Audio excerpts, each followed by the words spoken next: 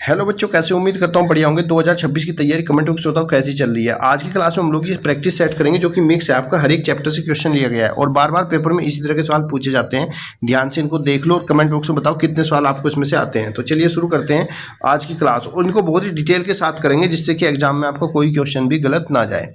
Question number 1 देख लो। Question number 1 में बोला गया एक फल विक्रेता 1 रुपये में 2 की दर से नींबू खरीदता है और 3 रुपये में 5 की दर से नींबू बेच देता है, उसका लाभ प्रतिशत क्या होगा। अगर हम यहाँ पर बात करें तो ये फल विक्रेता क्या कर रहा है, 2 नींबू यानी कि 2 लेमन खरीद रहा है कितने के, 1 रुपये में। 2 नींबू 1 रुपये में खरीद कर ला रहा है, ये इसका कॉस्ट प्राइस है। और जब इसको बेचने की बारी आ रहा है तो यहाँ पर ये 5 लेमन 5 नींबू को बेच दे रहा है ₹3 में। तो हमें बताना इसका लाभ प्रतिशत क्या होगा। अब बच्चे ऐसे में क्या होगा, आपको लाभ प्रतिशत निकालने में कन्फ्यूजन होगा। तो हम क्या करते हैं, यहाँ पे नींबू की संख्या को बराबर कर लेते हैं। नींबू की संख्या बराबर कैसी होंगी, इसकी जो ये हमने सामान खरीदा है कॉस्ट प्राइस और सेलिंग प्राइस इनके आपस में मल्टीप्लाई कर देंगे, यानी कि यहाँ पर जो हमारा 5 है इसकी मल्टीप्लाई इधर भी कर देंगे और इधर भी कर देंगे। इससे क्या होगा, और ये जो हमारा 2 नींबू है जो हमने खरीदे थे, इस 2 की मल्टीप्लाई इधर कर देंगे और इधर भी कर देंगे। इससे क्या होगा कि हमारा जो भी हम सामान खरीद रहे हैं वस्तुएं वो बराबर हो जाएंगी। 5 दूनी कितना हो गया आपका 10, तो यानी कि अब ये 10 नींबू खरीद रहा है कितने में, 5 रुपये में। यहीं पर बच्चे 2 पंजे 10 करेंगे तो 10 नींबू अब ये बेच रहा है कितने में, 3 2 जा 6, 6 रुपये में। अब देखो कॉस्ट प्राइस हमारा 5 रुपये हो गया, 5 रुपये का सामान, और सेलिंग प्राइस इसने 6 रुपये में बेच दिया। तो अब हमें यहाँ पे लाभ भी मिल गया, हमें यहाँ पर लाभ प्रतिशत मिल गया। लाभ कितना हुआ, लाभ बराबर क्या होता है, SP माइनस CP, यानी कि 6 रुपये का सामान बेचा, 5 का खरीद लाया था, 6 में से 5 गया, 1 रुपये का इसको लाभ हुआ। अब हमें बताना लाभ प्रतिशत क्या होगा, प्रॉफिट परसेंटेज। तो लाभ प्रतिशत बराबर क्या होता है बच्चे, लाभ बटे में क्रय मूल्य इंटू 100। तो लाभ हो या हानि वो हमेशा क्रय मूल्य पर ही निकाली जाती है। तो लाभ हुआ है 1 रुपये का, कॉस्ट प्राइस है 5 और इंटू में 100 करेंगे, सोल्व करेंगे, 5 दूनी 10 जीरो, तो इसको 20% का लाभ हो रहा है नींबू वाले को। ऑप्शन नंबर डी आपका राइट आंसर। कभी भी इस तरह का सवाल आएगा तो आपको क्या करना है, जो वस्तु है उनको आप बराबर कर लेना किसी भी संख्या से गुणा करके, या फिर आपस में गुणा कर दोगे बराबर हो जाएगा। जैसे अगर 5 है तो 5 की गुणा आप 1 में इधर करोगे और इधर ऊपर की तरफ, और फिर ये 2 नींबू थे, 2 की गुणा इधर और इधर वस्तु में करोगे तो आपकी वस्तुएं बराबर हो जाएंगी। जब बराबर वस्तु हो जाएंगी तो आपको पता चल जाएगा भाई बराबर वस्तु खरीद के इतने में लाया था और इतनी वस्तु इतने में बेची, तो आप लाभ हानि को आसानी से बता सकते हो। अगला प्रश्न है आपका, 4 क्रमागत सम संख्याओं का औसत, ध्यान देना एवरेज दे रखा है 27 है, तो इन संख्याओं में बड़ी संख्या क्या होगी। अगर हमारी 4 सम संख्या है तो हम लिख सकते हैं भाई 4 संख्या हमारी A B C और D है। अब हमें बताना सबसे बड़ी संख्या क्या होगी। तो देखो इनका जो औसत है, औसत क्या होता है, हमेशा बीच वाली संख्या जो बीच में होती है उसको औसत बोलते हैं। तो इसका मतलब हम ये बोल सकते हैं कि इधर इधर की संख्या हटा दी, इनके जो बीच में आया होगा वो 27 आया होगा, क्योंकि जो औसत है वो हमेशा बीच की संख्या ही होती है। अब यहाँ पे औसत है हमारा 27, तो इनके B और C के बीच में क्या है 27, और क्योंकि ये लगातार क्या है, सम संख्या है, तो अगर हम सम संख्या दी हुई है तो 27 से पहली जो सम संख्या है वो हमारी 26 आएगी, और इससे अगली जो संख्या है सम संख्या वो हमारी 28 आएगी। 28 से अगली सम संख्या है, ध्यान रखना सम संख्या की बात हो रही है, इवन नंबर। तो 28 के बाद इवन नंबर आता है हमारा 30, और 26 से पहले इवन नंबर आता है हमारा 24। तो हमें चारों संख्याएं आसानी से मिल गई। हमसे पूछा बड़ी संख्या क्या होगी, तो बड़ी संख्या देख लो, छोटी तो है 24 और बड़ी है 30, तो बड़ी संख्या हमारी सम संख्या 30 हो जाएगी। ऑप्शन नंबर C आपका राइट आंसर हो जाएगा।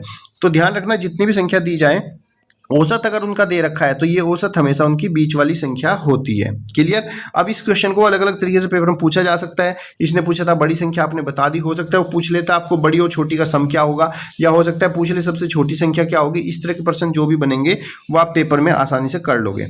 अगला प्रश्न है आपका, एक राशि 16 वर्ष में अपने आप की दुगनी हो जाती है, तो बताओ वार्षिक दर क्या होगी। देखो 2 गुनी हो रही है तो n बराबर कितना हो जाएगा, यहाँ पर 2 गुना। n क्या है, जितने गुना संख्या होती है, और समय दे रखा है हमें कितना, यहाँ पर समय है हमारा 16 वर्ष। हमसे पूछा गया है ब्याज की दर बताओ। तो बहुत ही सिंपल सा फॉर्मूला होता है, दर बराबर होता है जितनी भी संख्या गुणी हुई, जैसे यहाँ पे 2 गुणी हुई तो n-1 लिखो, समय से भाग करो और इंटू में 100 कर दो, तो आपको पता चल जाएगा दर कितनी है। तो कितनी गुणा हुई थी अपने आपकी, 2 गुणा।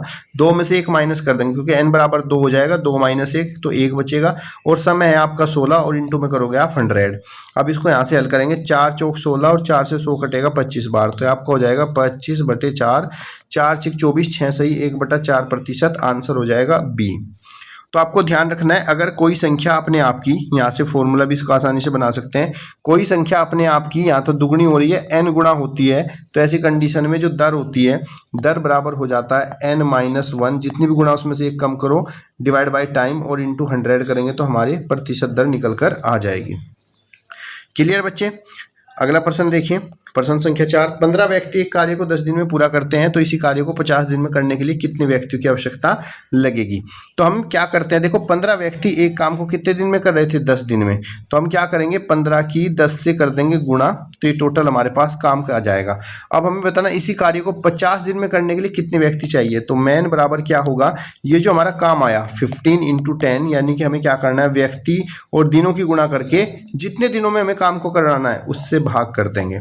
हल करेंगे, 10 × 5 = 50, 5 × 3 = 15, तो इसको 3 आदमी जो इस काम को 50 दिन में करेंगे। ऑप्शन नंबर बी आपका राइट आंसर आ जाएगा।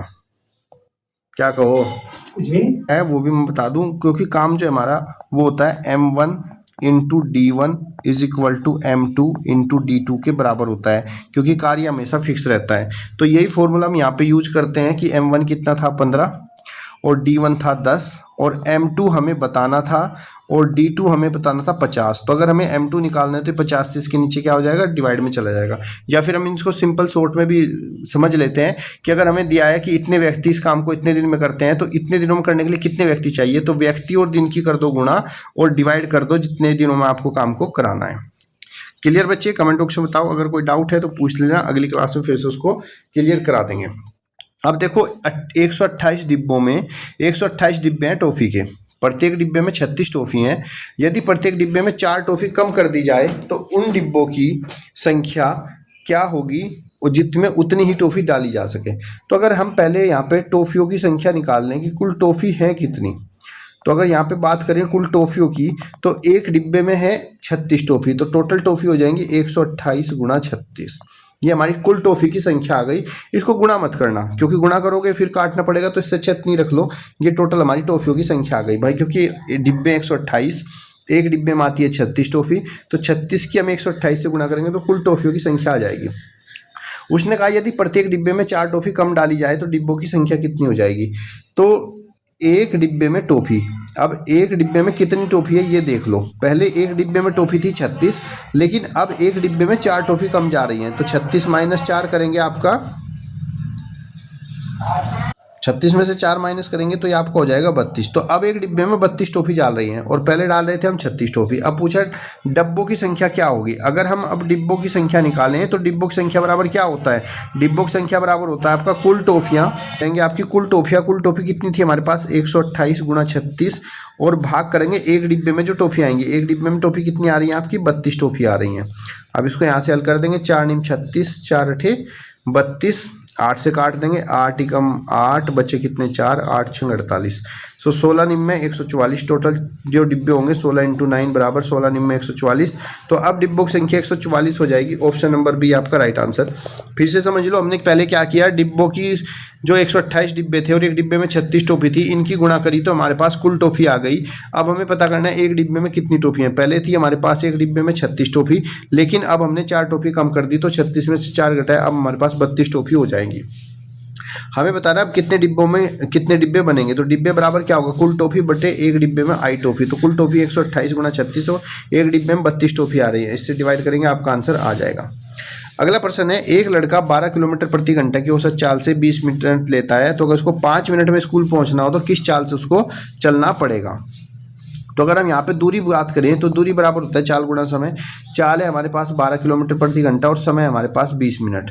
तो हम यहाँ पे समय को बदलेंगे नहीं, क्योंकि हमें पहले भी मिनट में ही बताया है और बाद में भी मिनट में बताना है। अगर यहाँ मिनट में होता और यहाँ सेकंड में, तब हमें बदलना होता है। तो अगर दूरी की बात करें तो टोटल दूरी हो जाएगी 12 दूनी 24, 240। अब हमें बताना है कि अगर वो 5 मिनट में पहुँचना चाहे उसकी चाल कितनी होनी चाहिए। तो चाल बराबर क्या होता है बच्चा, चाल बराबर होता है आपका दूरी बटा समय। चाल बराबर क्या होता है, दूरी बटा समय। दूरी हो गई हमारे पास 240 और समय हो गया हमारे पास 5 मिनट। 5 से इसको काट देंगे, ये हो जाएगा आपका 5 चौक 20 और 5 अठे 40। तो टोटल जो है उसको 48 किलोमीटर प्रति घंटे चाल से चलना होगा, तब जाके वो 5 मिनट में स्कूल पहुंच सकता है। यहाँ पर बहुत सारे बच्चे कहेंगे कि सर ये किलोमीटर प्रति घंटा में था, ये मिनट में था, तो आपने डायरेक्ट मल्टीप्लाई क्यों कर दी। तो यहाँ पे बच्चे मैं आपको समझाना चाहता हूँ कि यहाँ पर पहले जो समय था वो मिनट में है, देखो इस चाल से चल रहा है लेकिन समय मिनट में ही दे रखा है, तो दूसरी बार में भी हमें समय मिनट में ही पूछा है, तो इसलिए हमें जो है यहाँ पर टाइम को बदलने की जरूरत नहीं पड़ेगी। लेकिन अगर ये हमारा मिनट में होता है, ये हमारा घंटे में होता है, तब हम इसको चेंज कर लेते हैं। अगला प्रश्न है आपका, यहाँ पे व्यापारी द्वारा प्रथम सप्ताह में 4 दिनों में बेची गई आम की टोकरियों को दर्शाता है। एक टोकरी एक जो चित्र है वो एक ही टोकरी को दर्शाती है। यदि व्यापारी के पास अभी 31 टोकरियां हैं तो पहले उसके पास कितनी टोकरी थी, हमें ये बतानी है। तो देखो 31 टोकरी अभी बची हुई है बेचने के बाद, तो पहले ये देख लो उसने बेची कितनी है, 1 2 3 4 5 टोकरियां बेची, 5 5 हो गया 10, 2 12, 13 14 15 16 17 18 19, तो उसने 19 टोकरी तो बेच दी। 31 टोकरी अभी भी उसके पास बची है, तो बची हुई और बेची हुई को जोड़ेंगे तो ये आपका हो जाएगा 9 और 1 10, 3 और 1 4 1 5। तो उसके पास शुरू में जो है 50 टोकरी थी। आपको बताना है कि उसके पास प्रारंभ में कितनी टोकरी थी। तो यहाँ पर 50 वाला ऑप्शन अगर हम देखें तो एक ही ऑप्शन नंबर यही है, तो यही ऑप्शन आपका राइट आंसर हो जाएगा। अगर वो आपसे पूछे कि टोकरियों की संख्या तथा बिकने वाली संख्याओं का प्रतिशत ज्ञात कीजिए, आम की टोकरियों की संख्या तथा बिकने वाली संख्या, तो आम की टोकरियों की टोटल संख्या है 50 और बिकी कितनी है इसमें से 19, और इनटू में हम 100 कर देंगे तो 50 दूनी 100, 38% आ जाएगी। फिलहाल यहाँ पर एक ही ऑप्शन से काम चल जाएगा क्योंकि पहले ही 50 दिया हुआ है तो हम इस पर ही लगा देंगे, लेकिन अगर इधर भी 50 होता फिर हमें ये भी निकालना पड़ता। अगला प्रश्न है आपका, इस चित्र में देखकर आपको अवरोही क्रम में लगाना है। अवरोही का मतलब क्या होता है, घटते हुए क्रम में। पहले सबसे ज़्यादा खर्चा किस पर हो रहा है, देखो सबसे ज़्यादा खर्चा हो रहा है खाने पर, तो खाना यहाँ पर है, ठीक है, यहाँ पर भी है, यहाँ पर भी। खाने के बाद उससे जो कम खर्चा है वो हो रहा है मकान किराए पर, मकान किराए इधर भी, ठीक। उसके बाद अगला खर्चा हो रहा है कपड़ों पर, तो उसके बाद आएगा कपड़े, और फिर आएगा हमारा शिक्षा, कपड़े, और उस कपड़े के बाद बचत, और बचत के बाद शिक्षा। तो ऑप्शन नंबर बी आपका राइट आंसर हो जाएगा, ठीक है। यहाँ से देख लेंगे, इसने कहा अवरोही, अवरोही का मतलब घटते क्रम में, तो सबसे ज़्यादा किस पे जा रहा है, 150 खाने पर। उसके बाद उससे कम क्या है आपका 75% मकान का किराया है। उसके बाद आपका है 70 जो कि कपड़े हैं, फिर आपकी है शिक्षा जो कि बचत जो कि 35 है, उसके बाद आपकी शिक्षा। तो ये हमारा अवरोही क्रम हो जाएगा बड़े से घटते हुए क्रम में। तो ये आ गया खाना, मकान किराया, कपड़े, बचत, शिक्षा। ऑप्शन नंबर बी आपका राइट आंसर हो जाएगा। यहाँ पर हमें एक पैटर्न दिया हुआ है, इस पैटर्न को पहचानना है। देखो 1 गुणा 1 आपका 1 होता है, 11 गुणा 11 121 होता है, 111 गुणा 111 आपका 12,321। तो यहाँ पर देखो 1 जो है 3 बार है, तो ये संख्या 1 2 3 बार चली। यहाँ पर 1 2 बार है तो 2 बार चली। यहाँ पर 4 बार है तो 1 2 3 4 बार चलेगी।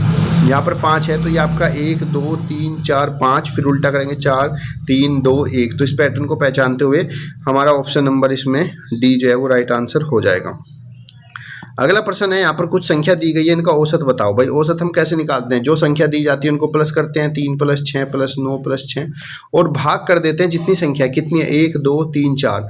तो अगर हमें औसत निकालना है किसी संख्याओं का, तो उन संख्याओं को जोड़ दो और वो कितनी संख्या उसी से उसको भाग कर दो।